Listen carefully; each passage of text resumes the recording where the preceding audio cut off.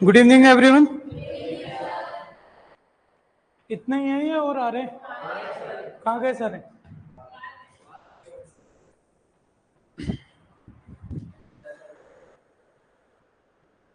अपना जो टॉपिक अपन ने लास्ट क्लास में स्टार्ट किया था वो था म्यूटेशन ब्रीडिंग। ठीक है, और म्यूटेशन ब्रीडिंग के लिए अपने को पता होना चाहिए सबसे पहले तो म्यूटेशन, जिसको हिंदी में अपन कहते हैं उत्परिवर्तन। ठीक है, अब म्यूटेशन का दो डेफिनेशन अपन ने लिखा था, बड़ा इजी सा चीज, उसको एक एग्जांपल से अपन ने समझा भी था। तो उसके डेफिनेशन में दो चीजें बड़ी इंपॉर्टेंट है। पहली तो कि चेंज होना चाहिए जेनेटिक लेवल पे, और जेनेटिक लेवल पर अगर वो चेंज होगा तो ऑटोमेटिकली हेरिटेबल भी हो जाएगा। चेंज होना चाहिए किसी भी के इंडिविजुअल के फिनोटाइप में, और वो हेरिटेबल होना चाहिए, तो ऐसा आपका कहलाता है म्यूटेशन। मतलब हमने डेफिनेशन कही थी, sudden heritable change in phenotype of an individual, of a species, of A plant, कुछ भी बोल दे, कुल मिला के वो चेंज के साथ साथ हेरिटेबल, मतलब वो कैरेक्टर अगर इस जनरेशन में आ रहा था अगली जनरेशन में भी होना चाहिए था। एक और मैंने डेफिनेशन बताई थी, heritable changes in jeans.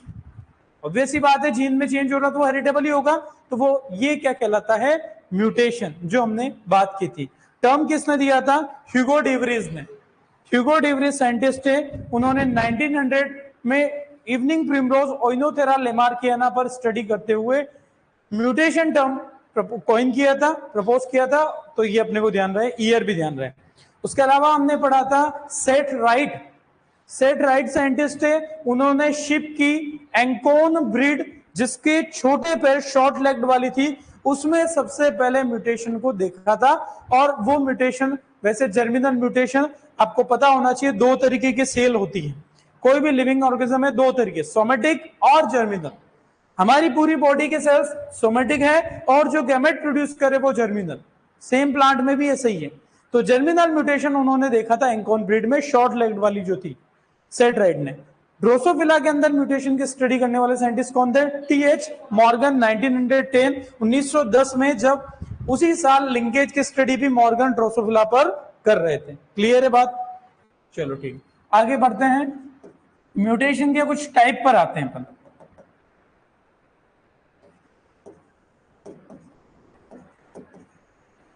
Mutation की अगर हम बात करें तो बेसिकली ये दो टाइप के होते हैं। एक हम जिन्हें कहते हैं नेचुरल या स्पॉन्टेनियस म्यूटेशन, नोट बाद में करेंगे, पहले समझेंगे। नेचुरल या स्पॉन्टेनियस म्यूटेशंस। दूसरे होते हैं जिन्हें हम कहते हैं आर्टिफिशियल या इंड्यूस्ड म्यूटेशंस। अब ये जो म्यूटेशन है, देखो म्यूटेशन एक तो वो है जो नेचर में अपने आप हो रहे हैं, जिनको होने में लगभग सालों साल लगते हैं। ऐसा नहीं है कि आज म्यूटेशन हो गया। तो ऐसे जो नेचर में अपने आप होते हैं, स्पॉन्टेनियस मतलब स्वतः, नेचर मतलब प्राकृतिक, जो हमारा कोई रोल नहीं है। आप देखते हो कोई भी स्पीसीज है, कोई भी ऑर्गेनिज्म है, उस पर बहुत लंबे टाइम पर आप देखोगे तो कोई ना कोई कैरेक्टर म्यूटेशन की वजह से आपके चेंज हो जाता है। ठीक है, तो म्यूटेशन अक्सर होता है जो नेचर में अपने आप हो, ये बहुत स्लो रेट से होता है, बहुत धीरे होता है, वेरी स्लो रेट।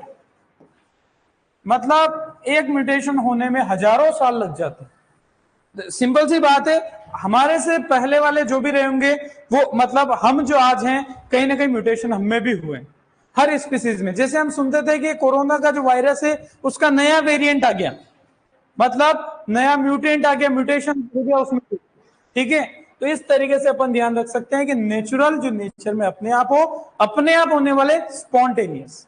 ठीक है, दूसरे होते हैं आर्टिफिशियल या इंड्यूस्ड। ठीक है, ये किसकी वजह से होंगे?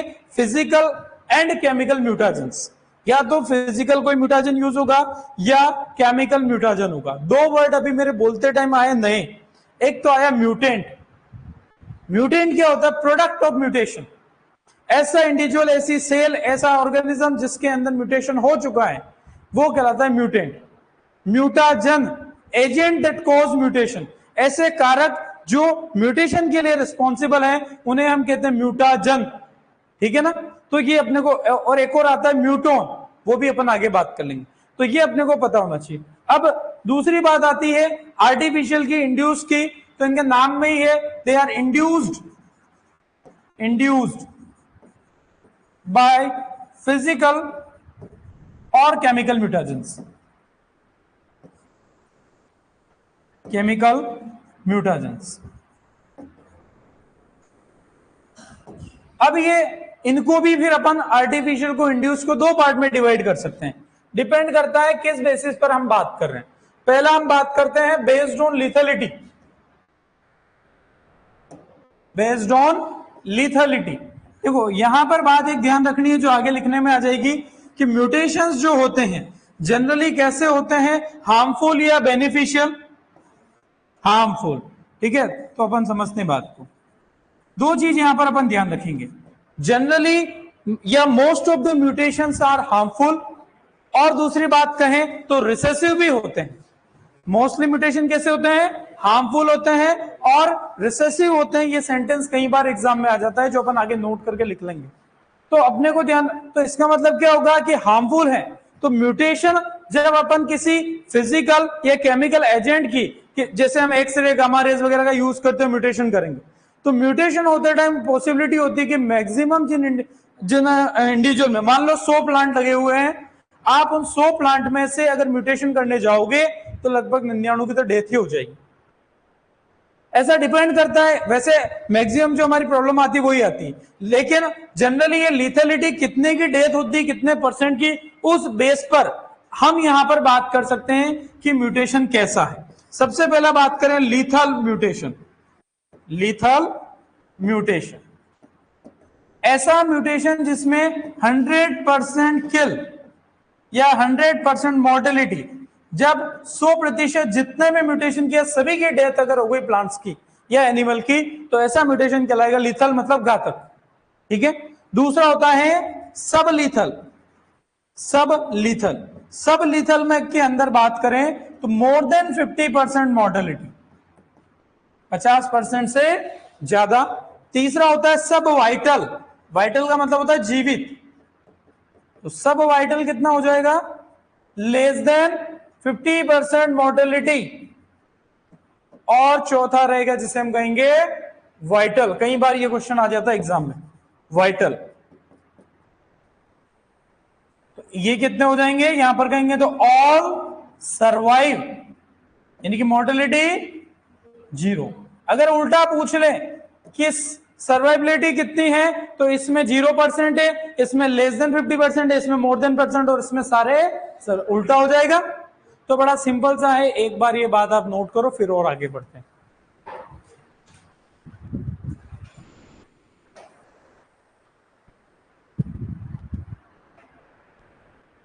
तुम्हारे यही काम है क्या, तुम्हारे दोस्त आते हैं ऑनलाइन, तुमसे बातें करते हैं क्लास के। कौन है मनीष, कौन है, बर्थडे है तेरा? कोई नहीं, तेरा बर्थडे मनाएंगे जब तेरा सिलेक्शन होगा, हम नहीं मनाएंगे पहले, ठीक है? और अगर हो तो बहुत बहुत बधाई हो, नहीं हो तो भी बधाई हो।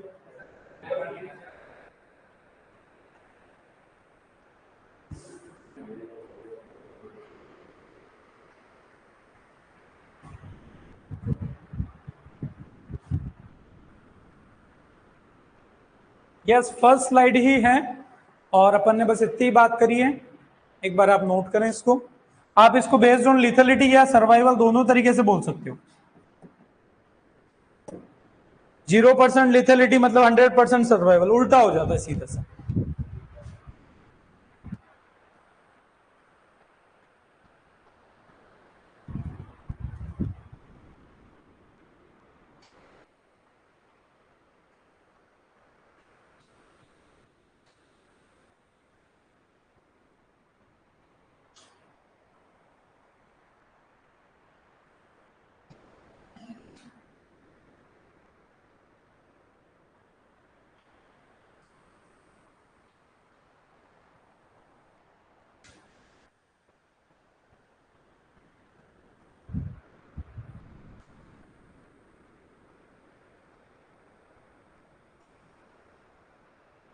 लीथल जीन एक्शन में 90% है, जहां आपने 50 लिखवाया, नहीं, ये म्यूटेशन के बेस पर हम बात करते हैं, लीथल जीन की बात नहीं कर रहे हैं, हम बात कर रहे हैं कितने % की डेथ होती है। उस बिहाफ पर 4 टाइप से क्लासिफाई कर सकते हैं।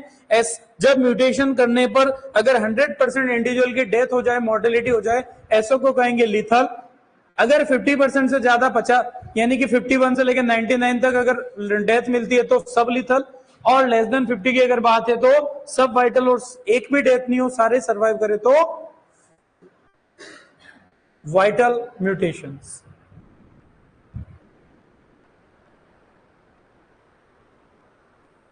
कोर कलेक्शन सबसेट से कैसे डिफरेंट होता है? आपको पढ़ाया था जर्मप्लाज्म में, तो वहां पर आपको बताया था मैंने कलेक्शन का, ठीक है, active collection, base collection, working collection, और एक और स्पेशल बताया था कोर कलेक्शन।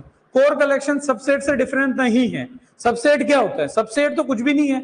मान लो आप लोग सारे बैठे हो, सबसे मैं एक एक क्वेश्चन पूछूं, इसके बजाय किसी एक को खड़ा कर दिया तो पूरा तो हो जाता होल कलेक्शन। बेस कलेक्शन हमने पढ़ा था, प्रिंसिपल कलेक्शन, और ये एक है पूरी क्लास को रिप्रेजेंट करे और इसको साइड में ले जा दिया, इसको क्या बोलूंगा मैं? Core collection. जो पूरी इस प्रिंसिपल कलेक्शन को, होल कलेक्शन को रिप्रेजेंट करे, उसे ही कोर कलेक्शन कहते हैं। तो जो अपन पहले ही पूछ चुके थे, कर लिया नोट सबने?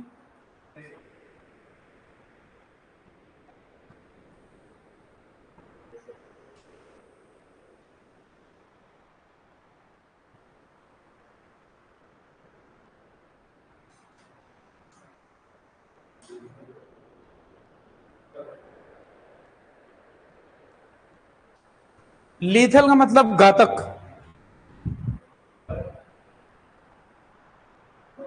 लीथल का मतलब घातक किसी ने पूछा, मेरे को तो उधर भी जवाब देना होता है।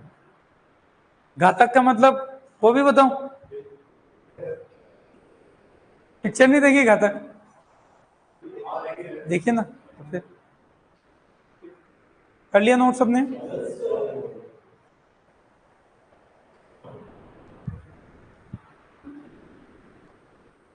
बढ़े आगे। दूसरी तरफ हम बात करें बेस्ड ऑन एक्सप्रेशन, म्यूटेशन की एक्सप्रेशन कैसी है, उस बेस पर अपन कह सकते हैं दो प्रकार से, एक माइक्रो और एक मैक्रो म्यूटेशंस। मैक्रो म्यूटेशंस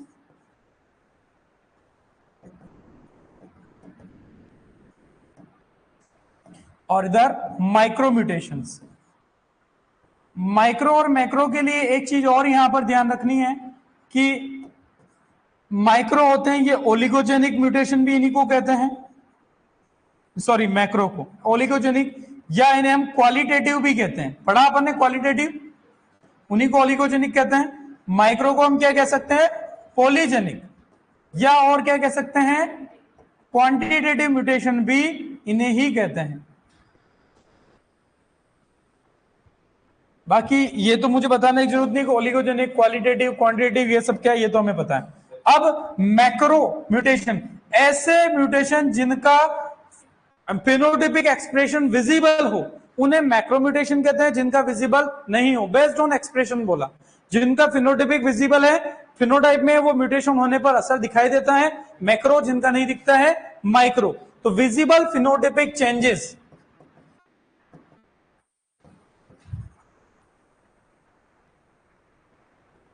और उधर कहेंगे इनविजिबल। म्यूटेशन तो होगा लेकिन फिनोटाइप में आपको चेंज देखने को नहीं मिलेगा।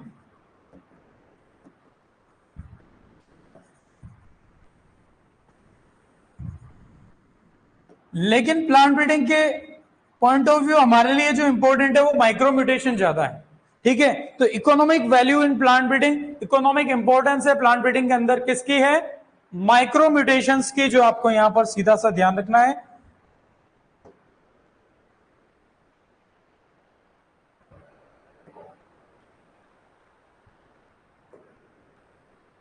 Economic importance in plant breeding,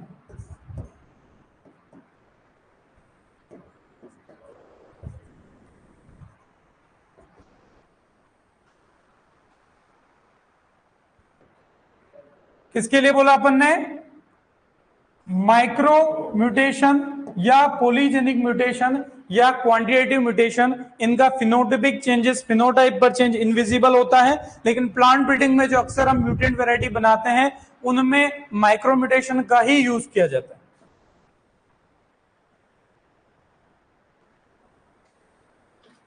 आप नोट करो, एक सेकंड, पेन दूसरा हो तो चेक करता हूं।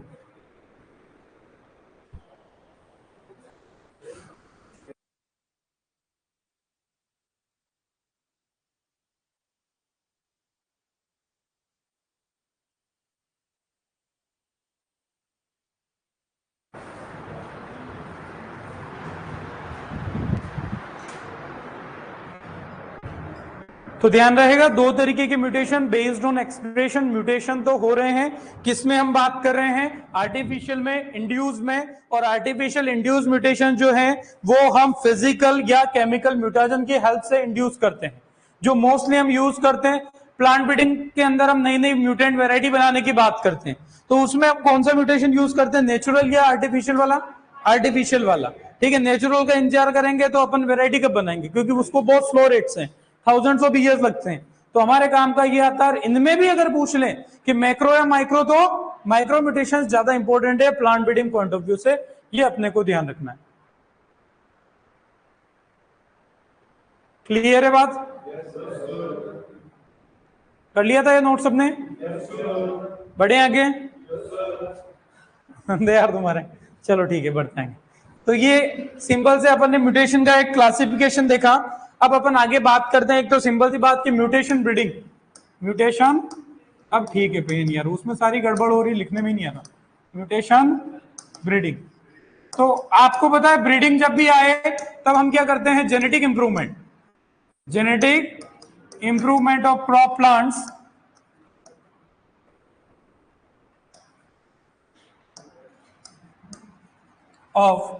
Plants by using various physical और chemical mutagens। जहां पर फिजिकल या केमिकल म्यूटेशन का यूज करते हुए जेनेटिक इंप्रूवमेंट किया जाए, उसे ही हम कहते हैं म्यूटेशन ब्रीडिंग। तो म्यूटेशन का यूज करते हुए नई वैरायटी बनाना, हाइब्रिड नहीं, नई वैरायटी बनाना, इंप्रूव्ड वैरायटी बनाना, उसे ही हम कहेंगे म्यूटेशन ब्रीडिंग, यहां पर कहते हैं। अगर इसकी बात करें एप्लीकेशन की, तो म्यूटेशन ब्रीडिंग मेनली यूज की जाती, अपन यूज करते हैं self pollinated crops and asexually propagated crops. Cross pollinated में बहुत रेयरली यूज किया जाता है। मेन किस में यूज करेंगे? ठीक है, हाँ, पीछे वाला किसी का नोट करना, एक सेकंड आप नोट कर लें, कोई दिक्कत नहीं। जिनका बाकी था वो फटाफट से नोट कर लेना।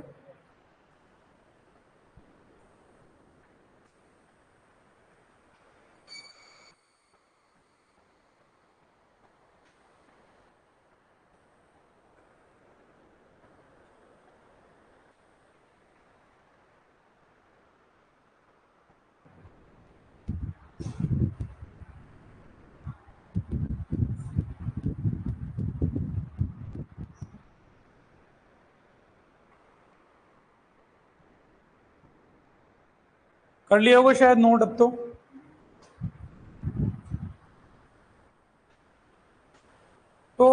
म्यूटेशन ब्रीडिंग बड़ी सिंपल सी होगी, जहां पर भी कुल मिला के हम कहते हैं नई वैरायटी बनानी है, म्यूटेंट वैरायटी बनानी है। जैसे पपाया में आप कहते हो पूसा नन्ना, एक म्यूटेंट वैरायटी है।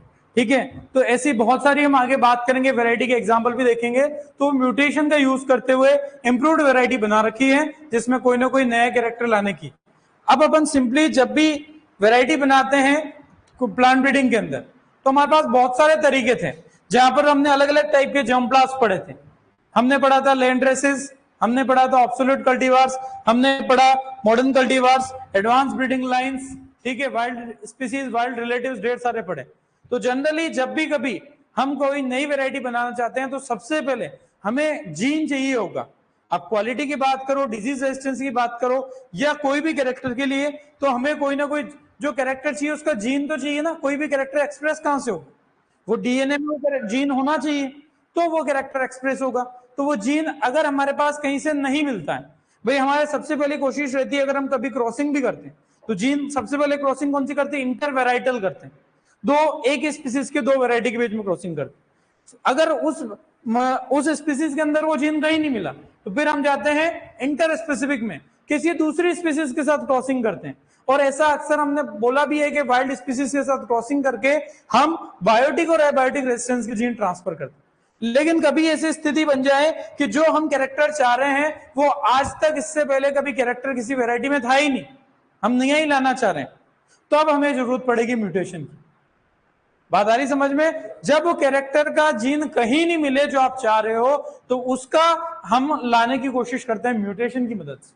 ठीक है, यहां पर एपी लिखा है एसेक्सुअली प्रोपागेटेड क्रॉप्स। एसपी मतलब सेल्फ पोलिनेटेड, एसेक्सुअली प्रोपागेटेड यानी कि वेजिटेटिवली प्रोपागेटेड। कोई बात क्लियर है बात? तो ये अपने को सिंपल सा ध्यान रखना है। फिर अपन आते हैं कि म्यूटाजन जो अलग अलग जो हमें यहाँ पर इंपॉर्टेंट है हमारे लिए, वो समझते हैं। ये नोट कर लिया था सबने? कर ले, जिनके बाकी है वो नोट कर ले। आज कोई नया है क्या क्लास में? अब तो आ रहे हो रेगुलर, और तो कोई थी नहीं नया। आज फर्स्ट है, कल से आ रहे हो? था मेरे लिए फर्स्ट में। कहां से भाई? कोटा से। कैरियर पॉइंट से भी है क्या? बहुत सारे कि नहीं है? कि गवर्नमेंट वाले हैं? कैरियर पॉइंट से है कोई एक, और कोई नहीं है? दो कैरियर पॉइंट से। आरएनटी से कितने हैं? कोटा से। तू कहां से? चलो ठीक है, कर लिया नोट। तेरे शादी में चलेंगे, जरूर चलेंगे। ठीक है, बड़े आगे। चलो आते हैं म्यूटाजेंस पर। म्यूटाजेंस देखो, बड़ा नाम में क्लियर है, आवाज नहीं। म्यूटाजेंस यानी कि देखो नाम में लिखा है, आगे एजेंट्स मतलब एजेंट्स। ठीक है, सिंपल सा कह सकते हैं एजेंट्स कॉजिंग म्यूटेशन। ऐसे एजेंट, ऐसे कारक जो आपकी म्यूटेशन के लिए रिस्पॉन्सिबल हैं, उन्हें ही हम कहते हैं म्यूटाजन। आप नोट बाद में करना, आप थोड़ी देर समझेंगे। दो तरीके के मेन आपके म्यूटाजन होते हैं, फिजिकल और केमिकल। फिजिकल म्यूटाजन हिंदी में कहे तो भौतिक और रासायनिक। और हिंदी में अगर म्यूटाजन का शब्द कहा जाए तो उत्परिवर्जन कहते हैं। उत्परिवर्तन, उत्परिवर्तजन। ठीक है, हाँ। और दूसरी तरफ हमारे chemical mutagens. Chemical mutagens, chemical की हम अलग से बात करेंगे, फिलहाल बात करते हैं फिजिकल की। फिजिकल के अंदर अगर हम बात करें तो यहां पर बेसिकली दो तरीके के मिलेंगे, आयनाइजिंग और नॉन आयनाइजिंग। आयनाइजिंग और फिजिकल को हम अक्सर रेडिएशन भी कह सकते हैं, विकिरण हिंदी में कहते हो रेडिएशंस। तो रेडिएशंस किस तरीके का म्यूटेशन है, फिजिकल या केमिकल? तो फिजिकल को ही बोलते हैं। आयनाइजिंग रेडिएशंस हो जाएगी या दूसरी हो जाएगी नॉन आयनाइजिंग। नॉन आयनाइजिंग,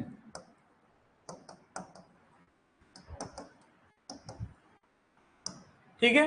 अब आयनाइजिंग और नॉन आयनाइजिंग की बात करें तो ऐसे रेडिएशन जो आयंस प्रोड्यूस करें। थोड़ी सी बात केमिस्ट्री की आएगी, लेकिन अपन ज्यादा डिटेल बात नहीं करेंगे अपने काम की। ऐसे जो आयंस प्रोड्यूस करे आयनाइजिंग, जो आयन प्रोड्यूस नहीं करे नॉन आयनाइजिंग। नॉन आयनाइजिंग का एक ही एग्जांपल याद रखना होता है जो अक्सर एग्जाम में पूछा जाता है, और वो एग्जांपल है UV rays, ultraviolet rays. UV rays Hindi में कहे तो पराबैंगनी किरणें। ठीक है, तो ये जो यूवी रेज आपकी सनलाइट में होते हैं, जो ओजोन लेयर जिसको रोकती भी है, ठीक है। तो अपने को सिंपल सा ध्यान रखना है, वो आपका कैसा म्यूटेशन, कई बार क्वेश्चन आया है, यूवी रेज कैसा म्यूटेशन है, नॉन आयनाइजिंग है। ठीक है, इसकी और बात अपन आगे कर लेंगे। तो चलो कह देते हैं एक बार साथ में। एक तो ये होता है लो पेनिट्रेटिंग पावर होती है इसकी, लो पेनिट्रेटिंग पावर। इसका मतलब क्या हुआ, हम यहां पर क्या करना चाह रहे हैं, म्यूटेशन करना चाह रहे हैं। म्यूटेशन करना है जब भी प्लांट के वेजिटेटिव पार्ट पे दो तरीके की चीजें जो आगे लिखेंगे, एक है फिजिकल, एक है केमिकल। आपको जब भी, अब दो तरीके से म्यूटेशन कर सकते हैं। आपके पास म्यूटाजन है, आपको दो, पहला तरीका है केमिकल। केमिकल आप सीड ट्रीटमेंट जिस तरीके से करते हो उसी तरीके से केमिकल से अगर हम ट्रीट करें, अलग अलग केमिकल पढ़ेंगे जो म्यूटेशन करते हैं। हमने क्या करा, जैसे सीड ट्रीटमेंट करते हैं, केमिकल से सीड को ट्रीट किया और उसकी सोइंग कर दी। अब जो सोइंग होने के बाद जो होंगे वो ट्रीटेड, म्यूटाजन ट्रीटेड प्लांट्स होंगे, उनमें म्यूटेशन आने की पॉसिबिलिटी रहेगी। तो केमिकल जो है अक्सर हम कैसे यूज करेंगे, सीड ट्रीटमेंट के लिए। दूसरी बात होगी फिजिकल रेडिएशन, ये यूज होती है आपके वेजिटेटिव प्लांट पार्ट्स पे। सिंपली हमने क्रॉप अप की है, फील्ड के अंदर खड़ी है और आपको उस पर म्यूटेशन करना है। तो प्लांट पार्ट्स पे अगर आपको म्यूटेशन करना है तो क्या काम आएगी? रेडिएशन। जैसे दिल्ली वगैरह में आपके आईआरआई में गामा गार्डन है, क्या है? गामा गार्डन, जो भी फिजिकल में हम बात करेंगे, तो वहां पर एक एरिया है एनक्लोज कर रखा है, जहां पर जिस भी वैरायटी के अंदर आपको प्लांट, जिस भी क्रॉप में आपको म्यूटेशन करना है उसको ग्रो कर देते हैं। फिर चारों तरफ से उसको अपन बाहर, और उसमें गामा रेस का एक्सपोजर दिया जाता है। तो गामा रेस जो होती है वो उसकी, अब ये क्या करेगी, आपकी जो म्यूटाजन है, प्लांट है, प्लांट की सेल है, सेल के अंदर जाएगा न्यूक्लियस में, न्यूक्लियस में जाके इसको चेंज कहां करना है? डीएनए में। चेंज कहां करना है? डीएनए में। क्योंकि जीन कहां है? डीएनए ही है जीन। मैंने आपको बताया था gene is the part of DNA that expresses a particular character. तो हमारा चेंज, आपको थोड़ा पता था, पढ़ लेते हैं म्यूटेशन। म्यूटेशन होता क्या है? ये प्लांट है, ये लीफ है, इधर से आपका म्यूटाजन आया, फॉर एग्जांपल गामा रेज आया, सेल के अंदर जाएगा, टिश्यू ऑर्गन जो भी है उसके अंदर, सेल में गया, सेल के अंदर भी न्यूक्लियस, न्यूक्लियस के अंदर सीधा डीएनए में जाके वहां पर चेंज करेगा, तभी आपका म्यूटेशन होगा, नहीं तो होगा क्या म्यूटेशन? नहीं होगा। तो इसलिए आपको ध्यान रखना है। तो ये यूवी रेस की जो है पेनिट्रेटिंग पावर कम है। अगर आप यूवी रेस यूज करते हो तो वो न्यूक्लियस के अंदर डीएनए तक पहुंचने की पॉसिबिलिटी बहुत कम होगी। तो यानी कि पेनिट्रेटिंग पावर अक्सर हमारे ज्यादा होनी चाहिए। बहुत ज्यादा होगी तो सेल भी डैमेज हो सकती है। तो बहुत ज्यादा तो नहीं हो, पर कम से कम इतनी तो हो कि म्यूटाजन जो है वो आपके सेल के डीएनए तक पहुंच सके। तो ये आपको ध्यान रखना है। इसकी अगर एप्लीकेशन की बात करें तो ये जनरली आपके यूज किया जाता है लोअर ऑर्गेनिजम्स में, लाइक वायरसेस, बैक्टीरिया, इनके अंदर आपको कोई म्यूटेशन करना है तो वहां पर इसको यूज कर सकते हैं। तो माइक्रो ऑर्गेनिजम्स में अक्सर इसको म्यूटेशन करने के लिए यूज करते हैं। Micro organisms like bacteria, virus.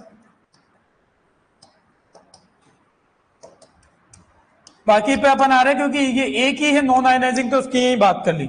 एक और अगर बात ध्यान रखिए, अगर हायर ऑर्गेनिज्म में, प्लांट्स में और एनिमल्स में अगर हम म्यूटेशन में अगर यूज करना है यूवी रेस को, तो ये यूज कहां हो सकता है? प्लांट्स के अंदर आपके पॉलन्स को अगर हम यहां पर करना चाहें, म्यूटेशन पॉलन्स में अगर करना है तो इसका यूज कर सकते हो। एनिमल्स के अंदर, एग्स के अंदर हम इसका म्यूटेशन में यूज कर सकते हैं। तो सिंपली यहां पे कह सकते हैं इररेडिएशन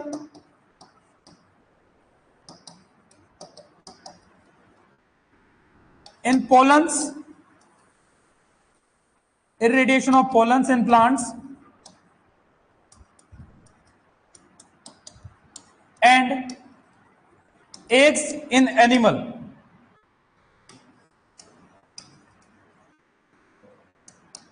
तो सिंपली ध्यान रखना है। बाकी अपने काम की बस इतनी सी चीज भी याद रख लो कि तीन चीजें इंपॉर्टेंट है क्वेश्चन के हिसाब से। नॉन आयोनाइजिंग का एक एग्जांपल यूवी रेस, दूसरी पेनिट्रेटिंग पावर लो है, और तीसरी बात माइक्रो ऑर्गेनिज्म में नॉर्मली इसको यूज करते हैं। पर कहीं पर स्टेटमेंट बस क्वेश्चन आ गया कि भाई सिंपली पूछ ले, तो ये सारा पता होना चाहिए कि प्लांट्स में पोलन्स में म्यूटेशन करना है तो इसका यूज कर सकते हैं, और एनिमल्स में, एग्स में, बाकी डायरेक्टली उनकी सेल में हम नॉर्मली यूज इसका यूज नहीं करते हैं क्योंकि पेनिट्रेटिंग पावर लो है। आयनाइजिंग पर डिटेल पे अगले चार्ट पे, अगली स्लाइड पे आ रहे हैं, पहले एक बार ये नोट करें। थोड़ा स्पेस छोड़ना, आप ये टेबल बनाओ तो कोशिश करो पेज कॉपी को खड़े जो उसमें हॉरिजॉन्टली आप इसका चार्ट को बनाना, तो एक ही पे सारी चीज आ जाएगी।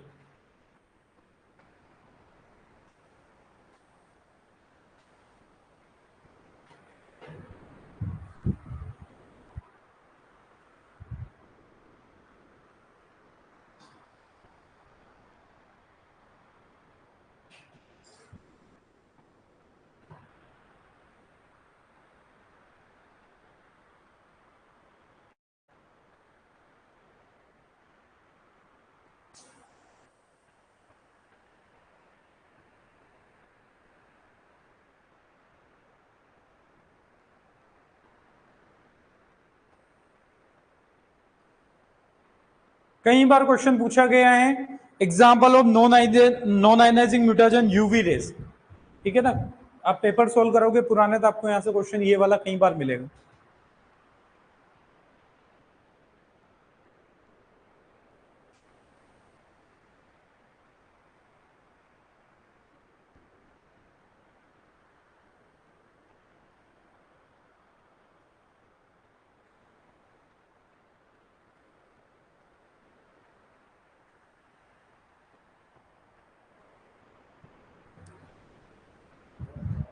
कर लिया नोट सबने? बढ़िया।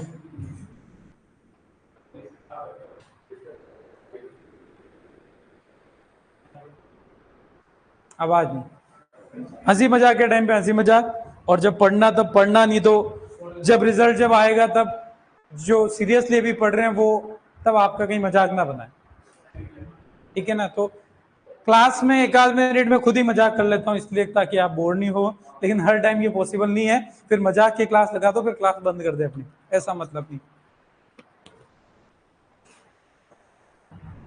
कर लिया नोट सबने?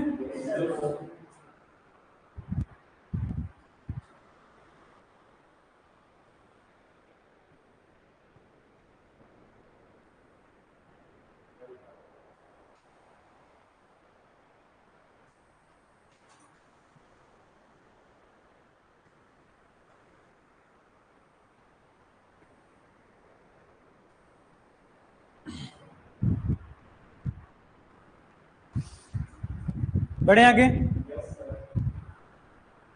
तो म्यूटाजेंस का क्लासिफिकेशन बड़ा सिंपल सा है। सबसे पहले फिजिकल, जिन्हें ही हम रेडिएशंस के नाम से कहते हैं। दूसरे केमिकल, केमिकल का हम बाद में बात करते हैं। फिजिकल जो है वो दो तरीके के हैं, दो तरीके के रेडिएशन हम कहते हैं जो म्यूटेशन के लिए यूज होती है, आयनाइजिंग और नॉन आयनाइजिंग। जो आयन प्रोड्यूस करेगी आयनाइजिंग, जो नहीं करेगी वो नॉन आयनाइजिंग। नॉन आयनाइजिंग का एक ही एग्जांपल याद रखेंगे, यूवी रेस, ठीक है, अल्ट्रावायलेट रेस, हिंदी में कहे पराबैंगनी किरणें। बढ़े आगे, चलो अब बात आती है आयनाइजिंग की। मैं अलग स्लाइड पे ले रहा हूं क्योंकि ये स्लाइड जब सेव होती है तो आप लोगों के लिए दिक्कत नहीं आवे, ठीक है? आप लोग उसी में कंटिन्यू करना चार्ट पे। आयनाइजिंग रेडिएशंस, आयनाइजिंग रेडिएशंस को भी हम दो पार्ट में डिवाइड कर सकते हैं, पार्टिकुलेट और नॉन पार्टिकुलेट रेडिएशंस। ऐसे जो पार्टिकल प्रोड्यूस करे वो पार्टिकुलेट है, कणीय पार्टिकुलेट रेडिएशंस।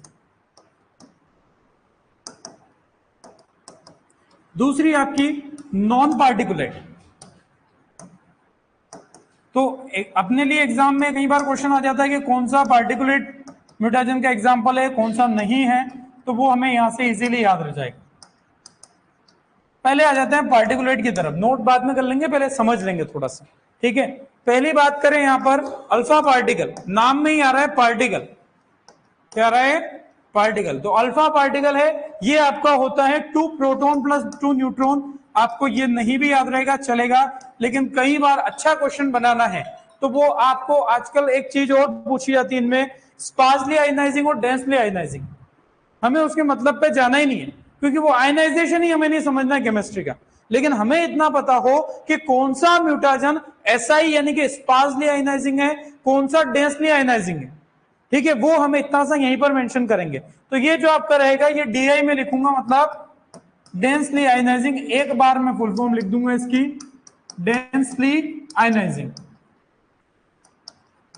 ये केमिस्ट्री की डिटेल बात है जो हमारे काम की बिल्कुल भी नहीं है, पर हमें इतना जरूर ध्यान रखना है, कई बार ऐसी पॉसिबिलिटी है कि ऐसा क्वेश्चन पूछ लिया जाता है कि कौन सा म्यूटाजन डेंसली आयनाइजिंग है, कौन सा स्पार्सली आयनाइजिंग। हमने ऐसा यूवी रेस के लिए नहीं लिखा क्योंकि वो तो आयनाइजिंग था ही नहीं, तो ये बात इन्हीं के लिए आएगी केवल, ठीक है? तो ये कैसा है? डीआई मतलब डेंसली आयनाइजिंग, और जब हम लिखेंगे एसआई मतलब स्पार्सली आयनाइजिंग। इसका मतलब मैं बिल्कुल नहीं बताऊंगा, लेकिन जब मैंने खुद इसका गूगल किया तो मेरे को ही पल्ले नहीं पड़ा, केमिस्ट्री मेरे को आती ही नहीं, अपने काम की है ही नहीं, तो अपने को इतना सा ध्यान रखना, आयनाइजेशन की बेस पर इनको क्लासिफाई कर रखा है, ठीक है? वैसे मुझे एग्जाम में जनरली दिखा नहीं, पर इतनी सी चीज और याद रखें जो कभी ना कभी आप जब कहोगे कि हार्ड क्वेश्चन बना सर म्यूटेशन का, तब वो काम आएगी आपको, ठीक है? सिंपल सा याद रखेंगे। दूसरा यहां पर है जिन्हें कहते हैं बीटा पार्टिकल, नाम में इनके भी क्या है? पार्टिकल।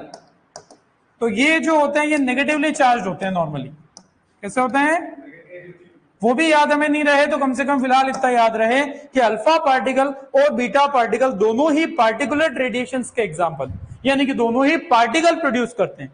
तीसरे होते हैं जिन्हें हम कहते हैं fast and thermal neutrons. Note आराम से कर लेना, पहले ध्यान से इधर देखो, फास्ट एंड थर्मल न्यूट्रॉन्स। इनके लिए भी अगर हम आयनाइजेशन की बात करें तो ये जो है बीटा पार्टिकल वो है स्पार्सली आयनाइजिंग, और फास्ट और थर्मल न्यूट्रॉन है वो डेंसली आयनाइजिंग है, ठीक है, ये सिंपल सा अपन ने नोटेशन साथ में डाल रहे हैं। अब ये क्या होते हैं, नॉर्मली ये होती है हाई पेनिट्रेटिंग पावर। कई बार पूछ ले कि सबसे ज्यादा पेनिट्रेटिंग पावर किसकी होती है, फास्ट एंड थर्मल न्यूट्रॉन्स की हाई पेनिट्रेटिंग पावर होती है। अब ये नॉर्मली जो होते हैं न्यूट्रॉन्स हैं, तो ये न्यूट्रल है, फास्ट न्यूट्रॉन्स होते हैं जनरली ये। अब इनकी स्पीड बहुत ज्यादा होती है, बहुत ज्यादा स्पीड से तो या तो से आपके सेल्स के भी आर पार निकल जाए, तो इसलिए इनमें क्या होता है, इनको स्लो किया जाता है। इनको स्लो करने के लिए हम यूज करते हैं हैवी वाटर, जिसको कहते हैं D2O। आप H2O वाटर पढ़ते ही हो, केमिस्ट्री में पढ़ाते हैं को D2O, जिसे कहते हैं अपन हैवी वाटर कहते हैं। या फिर हम ग्रेफाइट का यूज करते हुए इन फास्ट न्यूट्रॉन की स्पीड को कर देते हैं कम, जिन्हें हम स्लो न्यूट्रॉन कहते हैं। और स्पीड कम होने से इनके अंदर का टेम्परेचर बढ़ जाता है और थर्मल बोल दिया जाता है। ठीक है, तो हम तो इतना सा ध्यान रखें कि ये बन जाएंगे स्लो एंड थर्मल न्यूट्रॉन्स बन जाएंगे, स्लो या थर्मल कहते हैं ओब्लिक करके। तो इनको स्लो करने के लिए हमने क्या यूज किया, हैवी वाटर या फिर हैवी वाटर जिसको हम D2O कहते हैं, या फिर ग्रेफाइट का यूज करते हैं। तो ये अपने को यहां पे ध्यान रखना है।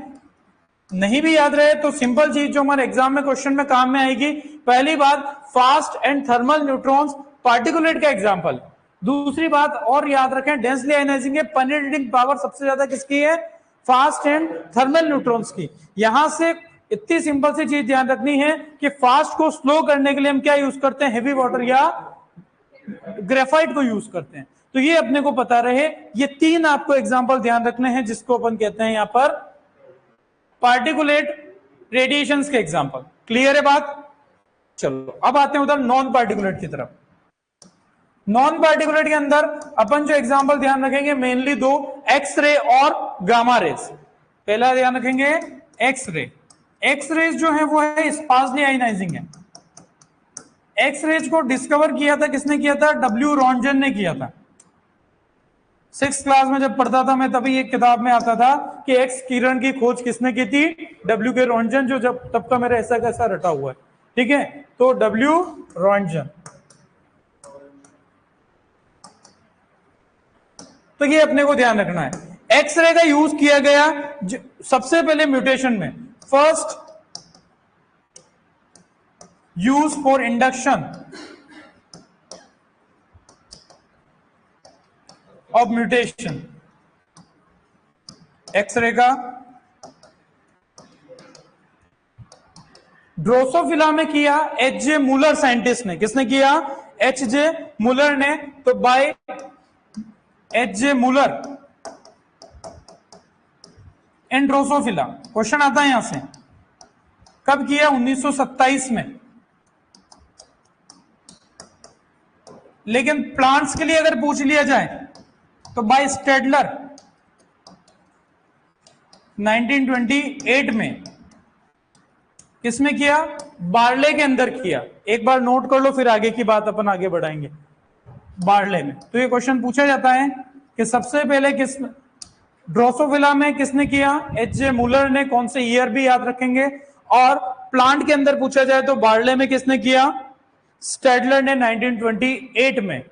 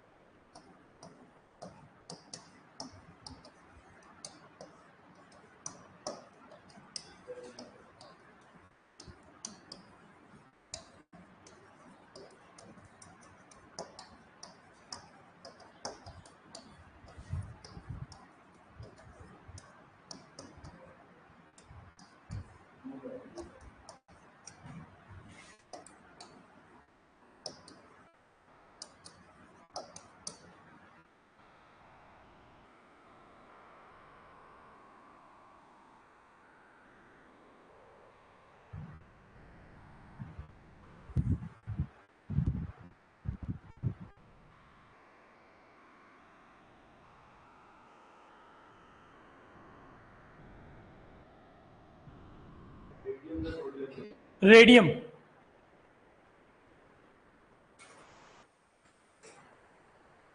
तो इतना जल्दी नोट कर भी लिया, क्या बात, मना किया था मत नोट कर पहले।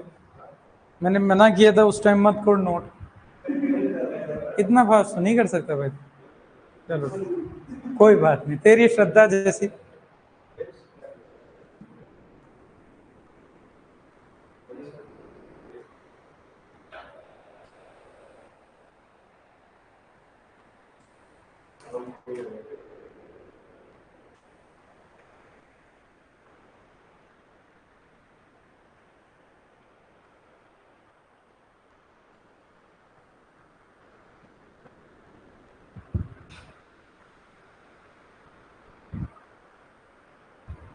म्यूटेशन जो होता है हमें जेनेटिक्स में भी पढ़ना पड़ता है, तो जेनेटिक्स और प्लांट ब्रीडिंग दोनों का ही अपन सारा यहीं पे पढ़ लेंगे, तो अलग से आपको उधर बात नहीं करनी पड़ेगी।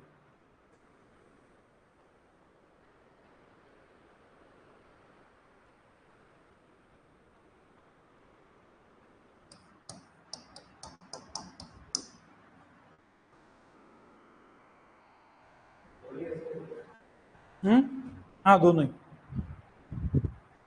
ये नॉर्मली कहीं एग्जाम में नहीं दिखता, जेआरएफ जैसे में क्वेश्चन आता है, पर कभी आ जाए तो चार छोटी सी चीजें हैं, चार पांच, तो ध्यान रख लें, बाकी इससे ज्यादा कोई नहीं पूछेगा, तो अपन नहीं भी याद रखोगे तो ये आपकी इच्छा।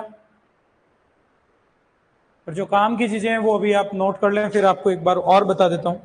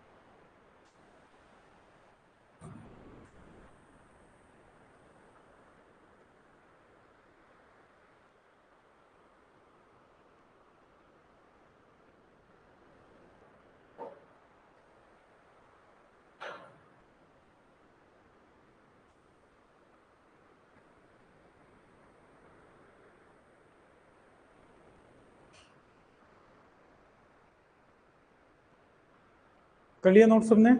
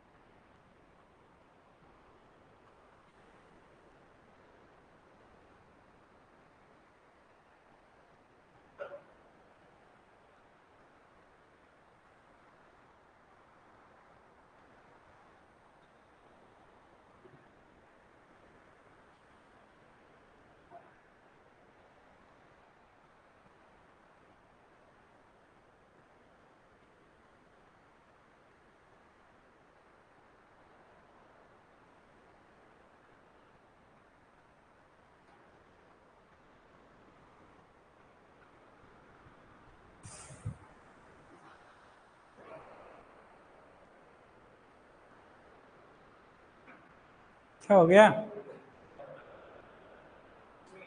इसको दूर भी बिठाते हो, इस पे लाड़ प्यार भी आता है तुमको?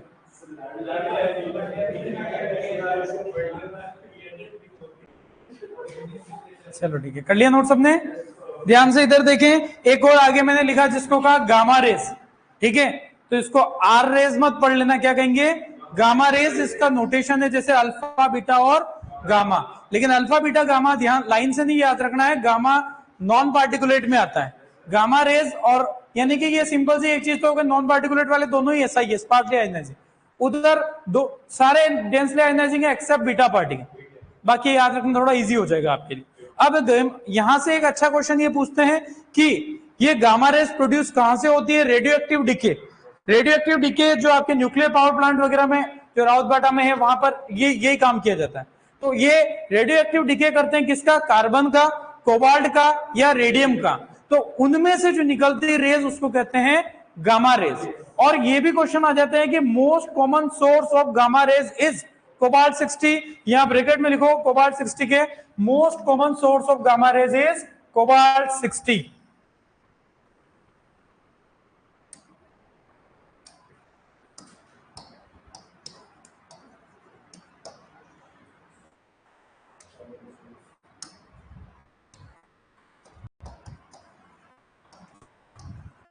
एग्जाम में क्वेश्चन पूछा गया कई बार ये भी। तो most common source gamma rays का क्या है, कोबाल्ट 60 ध्यान रखना है। बाकी कार्बन 14 ये इनके आइसोटॉप्स होते हैं। जो केमिस्ट्री की बातें ज्यादा अपने को यहां नहीं करे तो चलेगा, पर अपने काम की चीजें अपने को पता होनी चाहिए, ठीक है। तो अब यहां पर वापिस इसको अगर अपन देखें पार्टिकुलेट में, जो काम की चीजें याद रखनी है कि तीन तो सबसे पहले म्यूटेशन के नाम, अल्फा पार्टिकल, बीटा पार्टिकल और फास्ट एंड थर्मल न्यूट्रॉन्स, ठीक है। ये अपने को सबसे पहली बात ध्यान रखनी है। ब्रैकेट वाली ये चीज नहीं भी याद रखे चल जाएगा। फास्ट एंड थर्मल न्यूट्रॉन्स के लिए ध्यान रख लेंगे ये इंपॉर्टेंट कि हाई पेनिट्रेटिंग पावर होती है। उनकी स्पीड को स्लो करने के लिए D2O हैवी वाटर या ग्रेफाइट का हम यूज करते हैं। अच्छा, इनके लिए मैं लिख देता हूं एप्लीकेशन। इनको नॉर्मली कहां यूज करते हैं, एसेक्सुअली प्रोपागेटेड क्रॉप्स में। कहां यूज करते हैं, एसेक्सुअली प्रोपागेटेड क्रॉप्स में। वेजिटेटिवली प्रोपागेटेड क्रॉप्स जो हैं उनमें अक्सर म्यूटेशन करना हो तो फास्ट एंड थर्मल न्यूट्रॉन्स का यूज करते हैं। बाकी इन चार के लिए मैंने कुछ भी नहीं लिखा, ना तो अल्फा पार्टिकल, ना बीटा पार्टिकल, ना एक्स रे, ना गामा रेज। बचे हुए हमारे जितने भी सेल्फ पोलिनेटेड, क्रॉस पोलिनेटेड जो सारी क्रॉप्स है, किसी एनिमल में म्यूटेशन करना है तो नॉर्मली फिजिकल में इन चार का सबसे ज्यादा यूज होता है, अल्फा पार्टिकल का, बीटा पार्टिकल का, एक्स रे का और गामा रे का, ठीक है। तो ये तो यहां पर सिंपल सी बात हुई। एक्सरे में जो ध्यान रखना है, सिंपल सी बात है, सब जानते हैं, डब्ल्यू रोंजन ने इसको डिस्कवर किया। ये अच्छा क्वेश्चन कई बार आता है। सबसे पहला बोला जाता है कि एक्सरे का सबसे पहले यूज किसमें किया गया, म्यूटेशन इंड्यूस करने के लिए ड्रोसोफिला में। किसने किया, मुलर ने किया। प्लांट्स में पूछ ले तो बार्ले में। किसने किया, स्टेडलर ने किया। ईयर 27-28 ध्यान रखना है। क्लियर है बात। गामा रेस का किससे प्रोड्यूस करते हैं, ये कई बार पूछ लेते हैं। यहां से आगे मैं लिखाऊंगा इन सब में से सबसे ज्यादा फिजिकल म्यूटेशन जो सबसे फेमस है वो है gamma rays. Most common mutation मैं आगे लिखाऊंगा इसके बारे में। तो कौन सा है, गामा रेस है। सेकंड नंबर पे एक्सरे का हम यहां पर यूज करते हैं। फिजिकल की बात समझ में आई। आयनाइजिंग सारे इधर बात कर लिया। नॉन आयनाइजिंग में हमने एक पढ़ लिया था यूवी रेस। बढ़े आगे, चलो अब आते हैं केमिकल की तरफ। बाकी इन देखो ध्यान रखना, 1 2 3 इन चार के बारे में कोई एप्लीकेशन नहीं लिखी तो इनको कहीं भी यूज कर सकते हो। ये केवल आप प्लांट्स में एसेक्सुअली प्रोपेगेटेड में यूज कर सकते हो। यूवी रेस हम केवल माइक्रो ऑर्गेनिज्म में नॉर्मली यूज कर सकते हैं। क्लियर है, ठीक। बढ़ते हैं आगे, केमिकल म्यूटेशंस।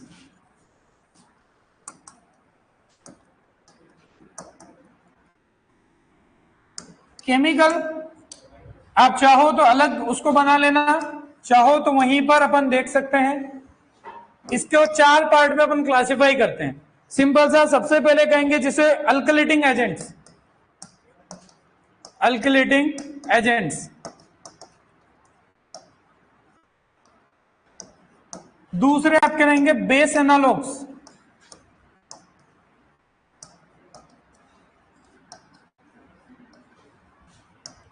तीसरे आपके जो रहेंगे जिन्हें कहते हैं एक्रिडिन डाइज।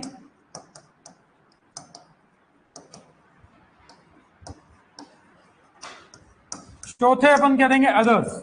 बचे हुए 2-3 इसमें डाल देंगे। ध्यान से इधर देखना, फिर नोट करेंगे, ठीक है। बस सिंपल सा ये अपन केमिकल की सारी बात यहीं पे आ जाएगी।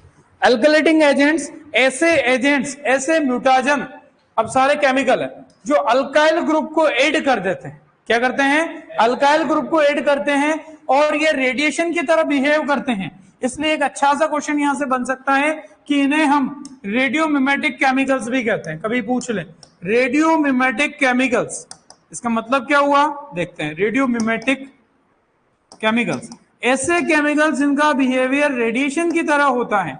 मिमेटिक मतलब जिसकी मिमिक्री कर रही है, किसकी तरह, रेडिएशन की तरह। तो ऐसे केमिकल कौन से हैं, अल्कलेटिंग एजेंट। इनका बिहेवियर, इनका म्यूटेशन करने का तरीका पूरा रेडिएशन की तरह ही होता है, तो इन्हें रेडियोमिमेटिक केमिकल बहुत अच्छा क्वेश्चन एग्जाम में बन सकता है। ठीक है, दूसरी बात, ये काम क्या करते हैं, transition and transversion of alkyl group आप यहां पर कह सकते हो, transition and transversion by adding N alkyl group. क्या होता है ट्रांजिशन ट्रांसवर्जन, आगे पूरा बताऊंगा। By adding N alkyl group, अब ये केमिस्ट्री की थोड़ी बात आ जाती है, लेकिन कुल मिला के ये जोड़ कहां रहा है आपको पता रहे, हल्का सा बता दूं, लिखाऊंगा आगे। नाइट्रोजन बेसिस 4 टाइप के होते हैं डीएनए में, ठीक है, कौन कौन से होते हैं, ATCG, adenine thymine cytosine guanine, purine और पायरिमिडिन, 2 ग्रुप में अगर उनको डिवाइड करना है तो मैं ट्रिक यूज करती हूं, प्यूरिन आग है, मतलब प्यूरिन, एडेनिन और ग्वानिन दोनों को क्या बोला जाता है, प्यूरिन, और जो पायरिमिडिन है वो कटु है, मतलब साइटोसिन, थाइमिन और यूरासिल। यूरासिल केवल आपको आरएनए में मिलेगा थाइमिन की जगह पे, डीएनए में यूरासिल नहीं होता, ये तो सबको पता है, ये आगे अपन सारी बात करेंगे। तो अपन ये ट्रिक हमेशा ध्यान रखेंगे कि प्यूरिन आग है, पायरिमिडिन कटु है, तो ये तो हमारा एक सिंपल सा क्वेश्चन जो कई बार आ जाता है। अब अपने को क्या ध्यान रखना है कि 2 चीजें आती है जो डेफिनेशन आगे लिखाऊंगा, ट्रांजिशन और ट्रांसवर्जन। ट्रांजिशन, जब प्यूरिन प्यूरिन से रिप्लेस हो जाए तो उसे ट्रांजिशन कहेंगे। प्यूरिन अभी बता दिया क्या है, एडिन की जगह पे अपन ने क्या ले लिया, ग्वानिन अगर ले लिया तो ये क्या हो गया, ट्रांजिशन हो गया। पायरिमिडिन की जगह पे अगर पायरिमिडिन आ गया तो उसे भी ट्रांजिशन कहेंगे। सेम ग्रुप वाले आपस में रिप्लेस हो जाए डीएनए में अगर, तो उसे हम कहते हैं ट्रांजिशन। प्यूरिन की जगह पे प्यूरिन रख दो या पायरिमिडिन की जगह पे पायरिमिडिन, ये तो पता है प्यूरिन क्या है, पायरिमिडिन। अगर आपका डीएनए में कहीं प्यूरिन की जगह पे पायरिमिडिन आ जाता है तो वो हो गया ट्रांसवर्जन, रिवर्स हो गया, वर्जन मतलब रिवर्स हो गया। तो और पायरिमिडिन की जगह प्यूरिन आ गया तो भी सेम कैटेगरी वाले रहे तो ट्रांजिशन, अपोजिट वाले रहे तो ट्रांसवर्जन, जो आगे अपन डेफिनेशन लिख लेंगे, समझेंगे भी, पर अपने को इतना सा पता रहे। तो ये क्या करता है, अल्काइल ग्रुप को ऐड करता है, ठीक है, अल्काइल ग्रुप को ऐड करता है, और ये ट्रांजिशन और ट्रांसवर्जन करता है। ये बात नहीं भी ध्यान रहे, हमारे काम की पहली बात तो ये हो गई कि ये रेडियोमिमेटिक केमिकल्स हैं, रेडिएशन की तरह बिहेवियर होता है, इनके 3-4 एग्जांपल जरूर हम यहां पर ध्यान रखेंगे। ये जो सेकंड पॉइंट लिखा, ये अच्छे क्वेश्चंस के लिए, अच्छे एग्जाम के क्वेश्चन के लिए नहीं भी बता रहे, हम सीधे आते हैं इसके एग्जाम्पल पर। एक MMS, methyl methane sulphonate, methyl methane sulphonate, ऐसे और भी कुछ एग्जाम्पल अपन यहां पर देख रहे हैं।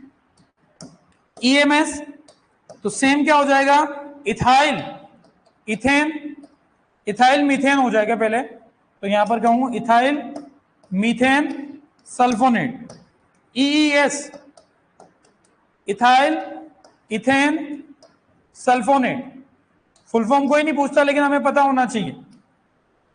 और होता है आपके इस कैटेगरी के अंदर EI, इथिलीन इमाइंस, इथिलीन इमाइंस, तो ये हमें पता रहे कि ये सारे म्यूटेशन किस तरह के हैं, एल्कलेटिंग एजेंट्स हैं आपके केमिकल के। उसके अलावा 2 और ध्यान रखते हैं, नाइट्रोजन मस्टर्ड गैस और सल्फर मस्टर्ड गैस, ये दोनों भी आपके एल्कलेटिंग एजेंट हैं। नाइट्रोजन मस्टर्ड गैस, ये गैस का नाम है जो केमिकल आपका म्यूटेशन है, और सल्फर मस्टर्ड गैस, तो ये अपन इतने याद रखेंगे एक साथ, ये 3 तो एक साथ याद रह जाएंगे, ठीक है। Methyl methane sulphonate, ethyl methane sulphonate, short ध्यान रखोगे इजीली। फिर आता है इथिलीन इमाइंस, जो सबसे ज्यादा फेमस है केमिकल के अंदर, इथिलीन इमाइंस, नाइट्रोजन मस्टर्ड और सल्फर मस्टर्ड। तो सिंपल से आप ये वाली लाइन नहीं भी ध्यान रखो, अल्कलेटिंग एजेंट्स, और ये इस तरीके से आपको ध्यान रखना है, ठीक है। तो उसके बाद अपन आते हैं आगे बेस एनालॉग्स पर, पेन चेंज करना पड़ेगा। बेस एनालॉग्स की बात करें, देखो ध्यान से, बहुत अच्छा यहां पर आपको ध्यान रखना है। ये क्या है, केमिकल है, लेकिन ये केमिकल ऐसे हैं कि नाइट्रोजन बेस की तरह होते हैं। डीएनए को लगेगा कि हमारा नाइट्रोजन बेस आया और वो जोड़ लेगा, ठीक है। आपको पता हो तो हाइड्रोजन बॉन्डिंग होती, एडेनिन थाइमिन के साथ जुड़ता है, साइटोसिन ग्वानिन के साथ जुड़ता है, तो एडेनिन को लगेगा भाई ये थाइमिन है, लेकिन वो थाइमिन ना होकर कोई केमिकल होता है और वो थाइमिन की तरह बिहेव करता है और वहां डीएनए में जाके जुड़ जाता है और वो जुड़ गया तो अब क्या हो गया, ये म्यूटेशन हो गया। बात आ रही समझ में? तो इनको अपन कहेंगे they are very similar to DNA nitrogen bases. DNA के नाइट्रोजन बेस की तरह होते हैं कौन? बेस एनालॉग, इसीलिए बोला है बेस एनालॉग्स। ठीक है, दो वर्ड होते हैं, एक होता है होमोलोगस, एक होता है एनालोगस। ठीक है, एनालोगस अलग, दोनों का ओरिजिन अलग है लेकिन काम एक है। होमोलोगस जैसे हमारे हाथ हैं और बेट के चमगादड़ के जो अपन कहते हैं पंख है, तो वो एक्चुअली उसके भी हाथ ही है, लेकिन मॉडिफिकेशन ओरिजिन दोनों की, क्यों? चमगादड़ बेट भी क्या है, मैमल है। थोड़ा सा एग्जांपल दे रहा हूं, तो वो भी क्या, उसका दोनों के हाथ ही है, लेकिन हमारे हाथ मूवमेंट में काम करने में जबकि उसके उड़ने में काम आ रहे हैं। Origin same, function different, that is homologous. और एनालोगस क्या हो, origin different but function same. तो ऐसा कहां हो रहा है, ये बेस एनालॉग है, ये केमिकल है, और वो हमारे नाइट्रोजन बेस है, लेकिन काम दोनों का एक जैसा। जो यहां पर, तो ये किसके सिमिलर है, डीएनए नाइट्रोजन बेस की तरह, इसलिए इनको बोला बेस एनालॉग्स बोला है। ठीक है, तो ये क्या कर रहे हैं, they cause wrong base pairing. Base pairing सही हो रही, गलत हो रही है? गलत हो रही है, क्योंकि जिस जहां पर नाइट्रोजन बेस को जुड़ना था वहां आके कौन जुड़ गया, केमिकल आके जुड़ गया। ऐसे दो एग्जांपल हम ध्यान रखेंगे, एक होता है 5BU, 5 ब्रोमो यूरेसिल। क्या बोलते हैं, 5 ब्रोमो यूरेसिल। ये किसके सिमिलर होता है, थाइमीन के। किसके सिमिलर, थाइमीन के। एक होता है 2AP, 2 अमीनो प्यूरिन, ये सिमिलर होता है एडिनिन के। तो ये अपने लिए इंपॉर्टेंट क्वेश्चन बन गया है, 5 ब्रोमो यूरोसिल पे कई बार पूछा गया। इसको याद रखने के लिए अपन थोड़ा सा ध्यान दे। अपन जब नाइट्रोजन बेस की बात करेंगे डीएनए की, तो हमें पता रहे कि जो थाइमीन होता है उसका एक नाम और भी होता है 5 मिथाइल यूरेसिल। जब उसकी स्ट्रक्चर पर अपन जाते हैं, यूरेसिल है, वो भी क्या है, पायरेमिडिन है, थाइमीन है, वो भी क्या है, पायरेमिडिन। यूरेसिल और थाइमीन लगभग मिलते जुलते हैं। अगर यूरेसिल के 5वें कार्बन पर मिथाइल को रख दिया जाए तो वो थाइमीन बन जाता है। केमिकली जब स्ट्रक्चर देखते हैं, क्या किया हमने, यूरेसिल है, यूरेसिल के 5वें कार्बन पे हमने क्या जोड़ दिया, मिथाइल, तो 5 मिथाइल यूरेसिल थाइमीन का ही दूसरा नाम है। अब की बार आपके मिथाइल की जगह पे ब्रोमीन है, 5 ब्रोमो यूरेसिल। अब बात आई समझ में? इसका दूसरा एक नाम हमेशा ध्यान होना चाहिए, 5 मिथाइल यूरेसिल। ये अपन आगे स्ट्रक्चर पढ़ेंगे, वहां काम आएगी और अच्छा क्वेश्चन बन भी जाता है। ठीक है, तो आपको ध्यान रखना, थाइमीन का एक नाम और क्या है, 5 मिथाइल यूरेसिल। अब ये जो म्यूटाजन है इसमें क्या है, मिथाइल की जगह पे क्या है, ब्रोमीन, 5 ब्रोमो यूरेसिल। तो ये आपके थाइमीन जैसा है लेकिन थाइमीन नहीं है, आपके म्यूटेशन करवा देगा। ऐसा ही एक केमिकल और है 2 अमीनो प्यूरिन, 2 अमीनो प्यूरिन, और ये एडिनिन की तरह बिहेव करता है। जहां पर डीएनए में एडिनिन को जुड़ना होता है वहां ये जाके जुड़ जाता है और ये कर देता है म्यूटेशन। तो ये रॉन्ग बेस पेयरिंग हो रही है। रॉन्ग बेस पेयरिंग किसकी वजह से होती है, बेस एनालॉग्स की वजह से होती है। एक बार आप ये नोट करो, फिर अपन और थोड़ी सी बातें आगे कर ही देते हैं इसको पूरा। सल्फर मस्टर्ड गेट मस्टर्ड से बनती है क्या, ऐसा तो मुझे नहीं पता, बट केमिकली नाम है। ठीक है, केमिकल है, अब कैसे बनती है वो मुझे नहीं पता, फिर भी आपने कहा है तो इसका रिसर्च करेंगे, पता लगाएंगे।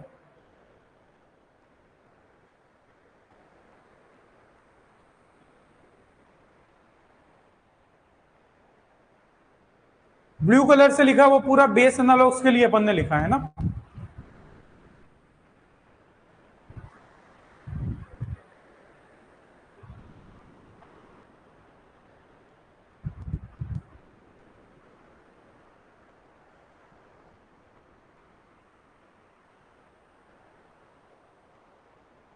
किसी ने बोला कि सर इसमें गैस की स्मेल मस्टर्ड की तरह होती है, हो सकता है, मुझे नहीं आइडिया उसका, पता करें। वर्ल्ड वॉर 2 में यूज हुई थी, बच्चे में बहुत एडवांस है, सब पता है, चलो बढ़िया बात है।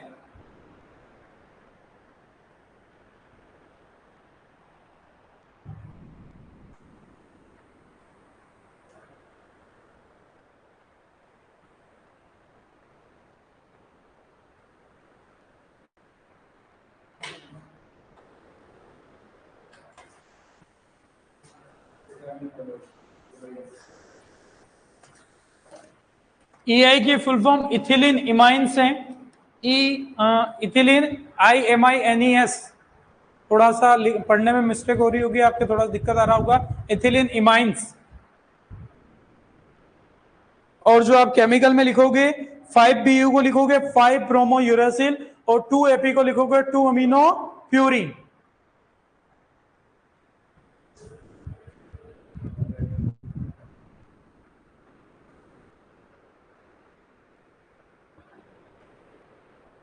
फाइव ब्रोमो यूरासिल का कई बार क्वेश्चन आया है, और 2 अमीनो प्यूरिन का अक्सर कम दिखा है, लेकिन कभी भी एग्जाम में पूछा जा सकता है। क्या बना? 2 मिनट। हाँ, एडिनिन का दूसरा नाम नहीं कह सकते हैं, बट ये केमिकल है, ठीक है। दूसरा नाम एडिनिन का कोई ऐसा कहीं पर बुक में मेंशन नहीं है। ये तो थाइमिन की स्ट्रक्चर सेम होती है यूरासिल से, इसलिए मैं बताऊंगा और डीमेथिलेटेड यूरासिल क्या है, और आगे अपन बात करेंगे। कर लिया नोट सबने? ठीक है, तो अभी सर भी आ गए आपके, तो इससे आगे की बात हम अगली क्लास में करेंगे। जो ये म्यूटेशन का पढ़ा, ये पढ़ के जरूर आना, ताकि आपको आगे का पढ़ने में मजा आएगा। Thank you.